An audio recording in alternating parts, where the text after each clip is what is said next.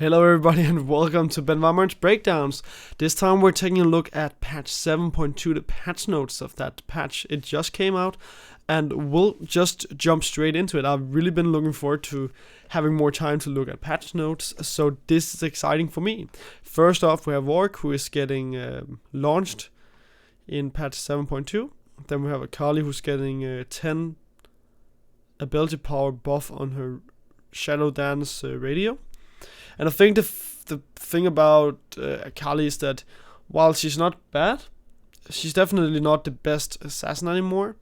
Or, well, she hasn't been for a very long time. But I think she's fine.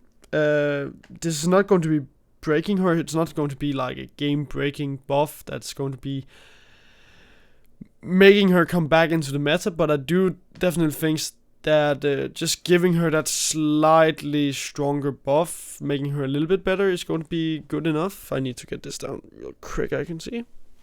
A little bit more. Okay, so next up we do have Darius. And he's getting passive damage reduced on his early levels.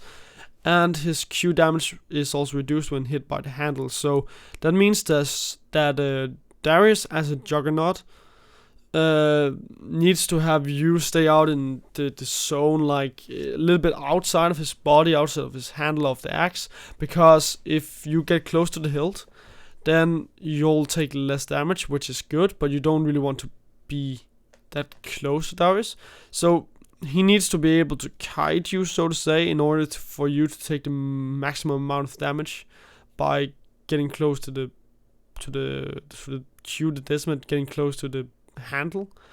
And then his passive, which is fairly strong because it's a bleed effect, is getting changed. I do like that change as well, because it was really strong in the early game. It's basically bleed damage. When you're able to stack that up as you can with Darius, then you do get a fairly strong punishing tool in lanes, so to say, just because you get that extra amount of damage, which will just make your opponent lose damage over time. Okay, next up we have Gragas. His armor increased and heal and passive is also increased. I do think that a problem about Gragas is that he's not able to clear the jungle fast enough. I don't exactly think that a problem of his is that he takes too much damage in the jungle. I definitely do think it's because of him not being able to clear the jungle as fast as, let's say, Lee Sin or Rek'Sai.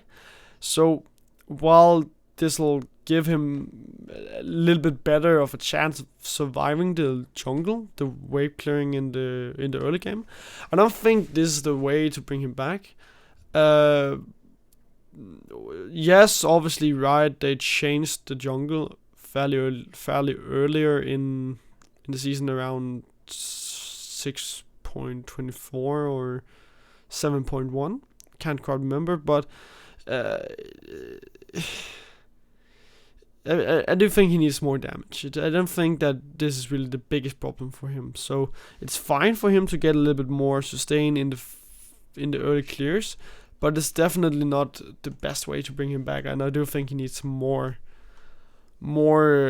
power in terms of clearing the early camps. True Grit refreshes of any instant True Grit refreshes of any instance of damage. So that means that instead of Graves' basic attacks against non-minions, it's basic attacks.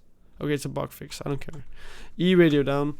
Okay, so Shunpu, if I remember correctly, then that's the one where she jumps. Right.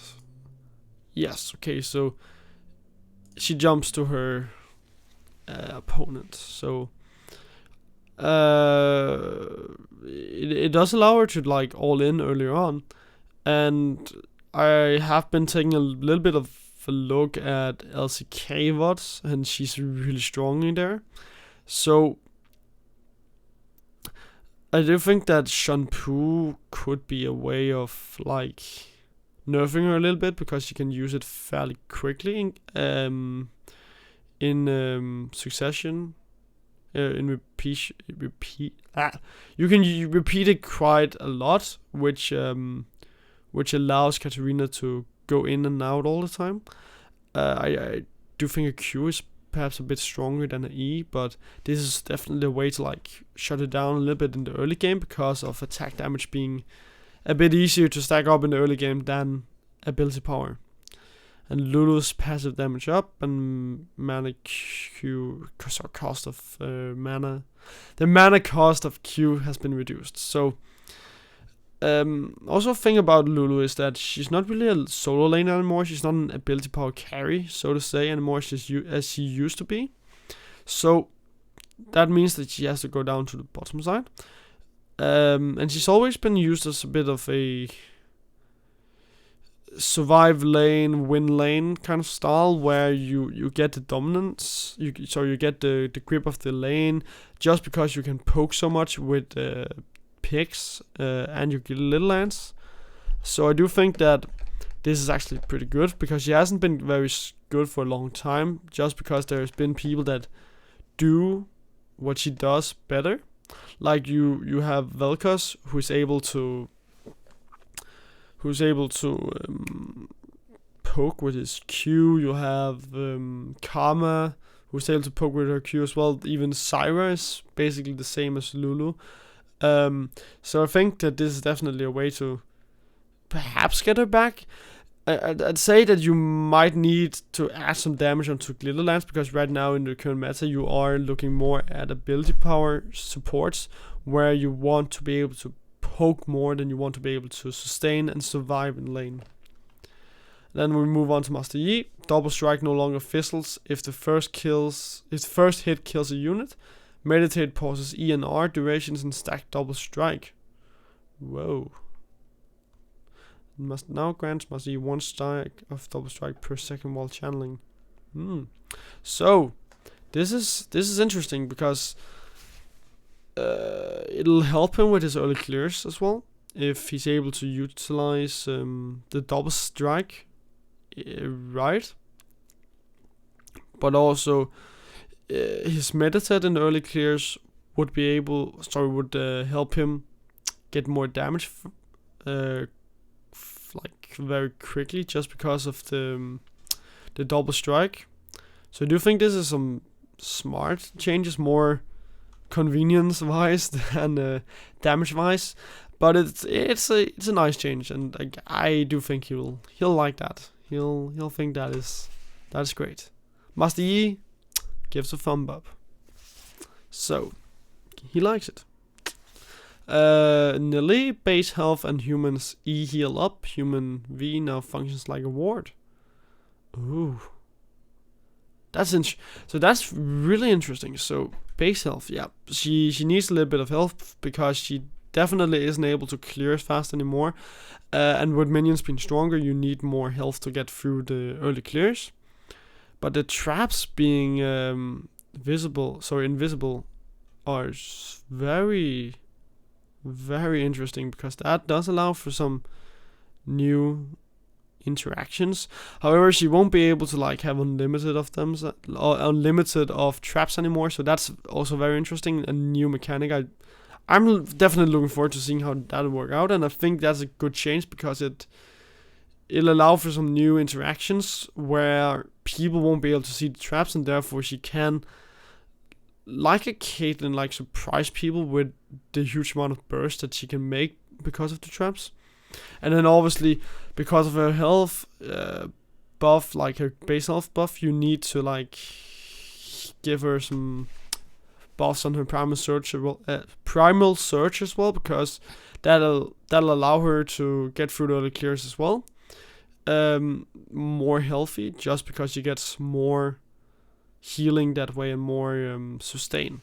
Then Yasuo, E damage down, and now has a so you take away some of his damage, or well, you take away a lot of his damage in the later stages of the game, sweeping blade, and you give it a bonus attack damage ratio. I think that's fine, because as a Yasuo you don't usually like stack a high amount of AD, so in that sense that's fine, especially since people they do tend to often max it first off, so that in that sense you can actually come out with a great amount of damage if you go for an Infinity Edge first instead of perhaps an Static Shiv or Infinity Edge as your second item.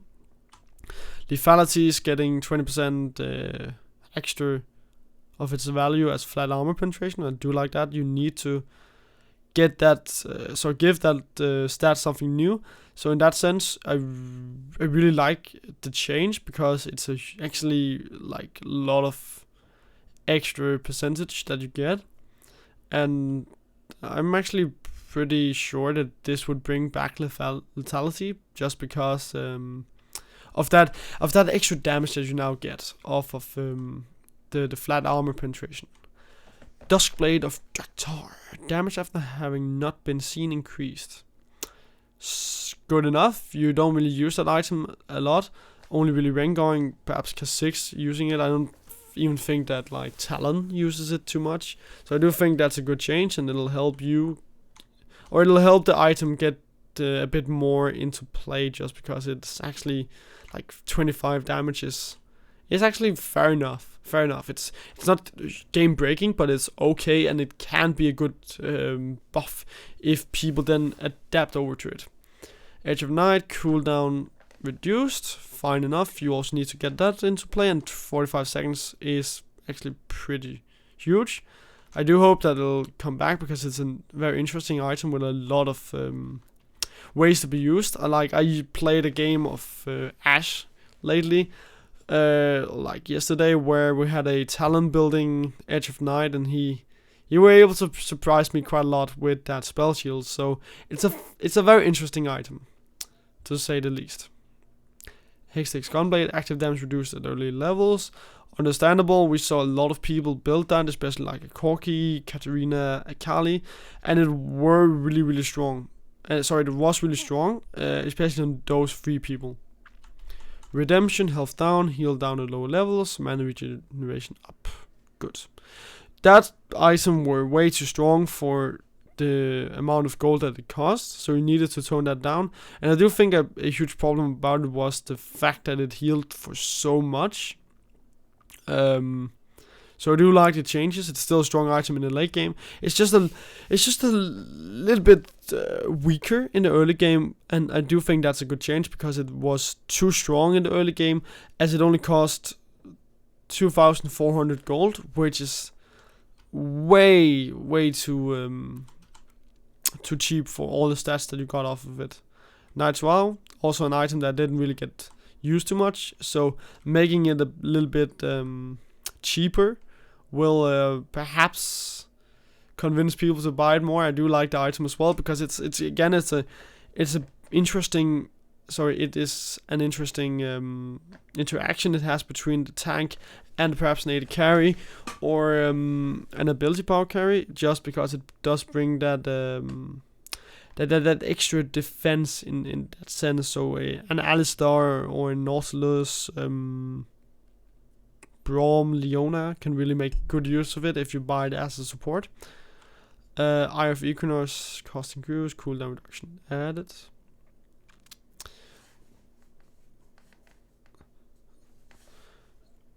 So I do like how you give cooldown reduction back to it for only 100 gold.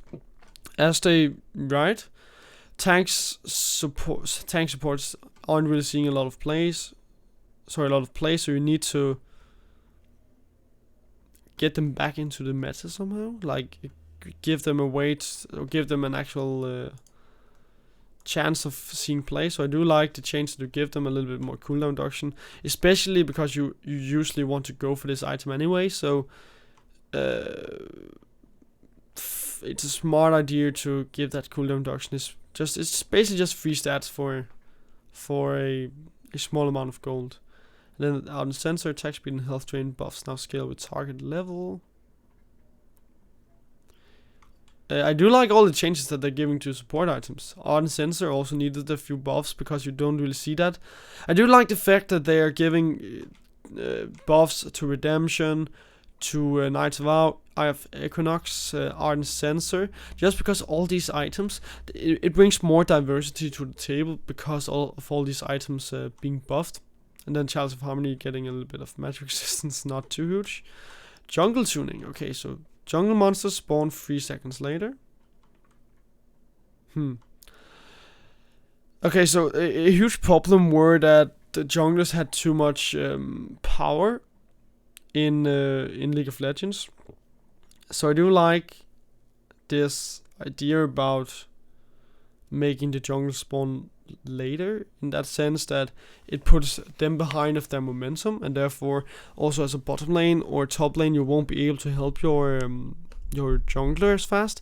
So I do like that change. It's very interesting. I'm looking forward to seeing how it'll play out, because the problem could also be that it'll have like a negative effect on League of Legends, where you'll see less junglers coming out and the strong junglers being the ones that can wave clear really fast. So that might be something we end up seeing. And then Grom also getting more attack damage. And Ancient Krog also getting attack damage.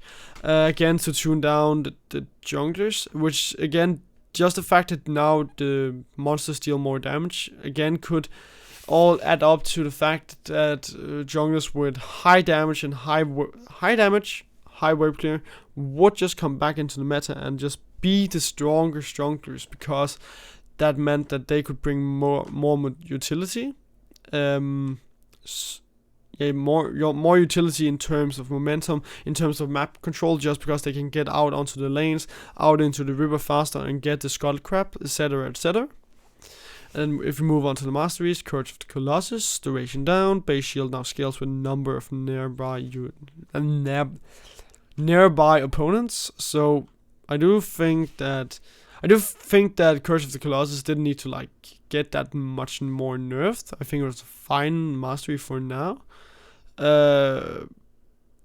But I do like the fact that they changed the base shield, like that it scales with number of nearby opponents, because it's not supposed to be a trading mastery, it's supposed to be a team fight mastery. So in that sense I really like that, but I don't like the shield duration. I think 4 seconds were fine. 3 seconds might be a little too low. But I do really like the base shield. Again, it's not supposed to be something you use as a Juggernaut or a Bruiser. It's supposed to be something that tanks use in team fights. So with them making a sort of per enemy champion, it'll scale. Courage of the Colossus might see a little bit less play if you don't want to go for the team fights, because it won't be as strong in the lane. Then Ghost, it'll take time to ramp up to its maximum speed. Also good. Problem being that Riot thought that... There we go, my bad. The problem is that mid laners, they take a lot of Ghost lately, just because there aren't really that many good summoners. And it's really good in terms of getting mobility around the map, which is a huge part of League of Legends right now. So Riot thinks that this is a way to nerf it. I do perhaps agree. I think you should... Yeah, I do think you should do it this way. Instead of taking down the amount of movement speed you get, just get it to activate slower. I do think that's a smart idea. Instead you don't butcher it completely, and now we might see teleport come back into the meta, which I really did like. I really did like the teleport meta in the mid lane. Are there anything left that's interesting to look at? Doesn't look that way.